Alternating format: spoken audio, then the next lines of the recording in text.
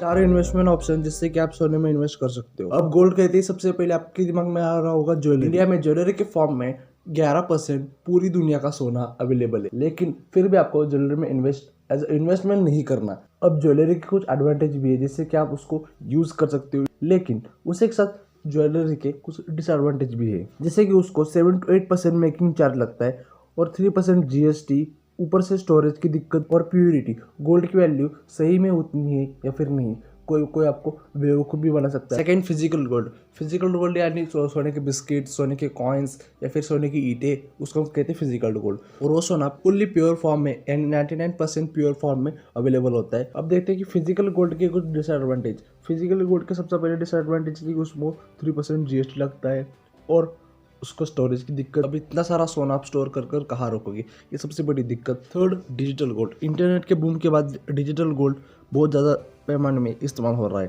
जैसे digital payment के लिए हम डिजिटल मनी का यूज़ करते हैं, उसी तरह से डिजिटल इन्वेस्टमेंट के लिए हम डिजिटल गोल्ड का भी यूज़ करने लगे। अब डिजिटल गोल्ड के कुछ बहुत सारे एडवांटेज। सबसे पहले नो स्टोरेज, मतलब कोई स्टोरेज की दिक्कत नहीं।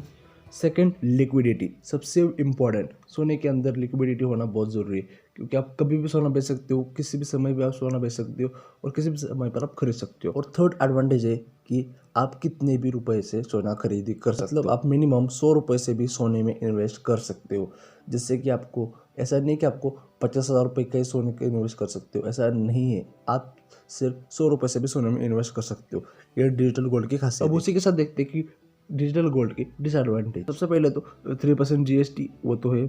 सेकेंड, ऐप कमीशन, आप जिस एप्लीकेशन से या जिस वेबसाइट से आप सोना खरीदी करोगे वो आपसे कमीशन तो ले, फायदे के बिना कोई आपकी मदद नहीं करेगा, इसलिए उसका भी चार्ज होगा, यानी वो भी अपना फायदा देखेगा, फिर उसके बाद आपका फायदा देखेगा। Last but not least, sovereign gold bond यानी एसजीबी। तो एसजीबी यानी सोवरेन गोल्ड बॉन्ड आपको इंडियन गवर्नमेंट अलॉट करती है हर 6 महीने में। तो इसके भी कुछ एडवांटेज देख लेते हैं।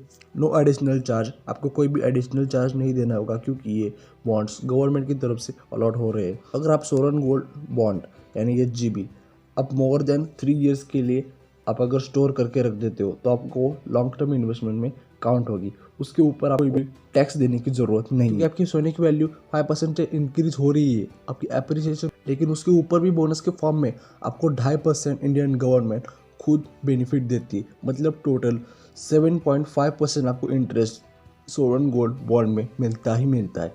जो आपको एडिशन 2.5 का जो सरकार बोनस के फॉर्म में देती है उसके ऊपर आपको सिर्फ टैक्स भरना होता है, लेकिन जो 5% के ऊपर आपको टैक्स नहीं भरना होता है। इतना अच्छा है सोवरेन गोल्ड बॉन्ड। ये वीडियो उनके लिए जो सोने में इन्वेस्ट करना चाहते थे और मैंने सिर्फ आपको रास्ता बताया।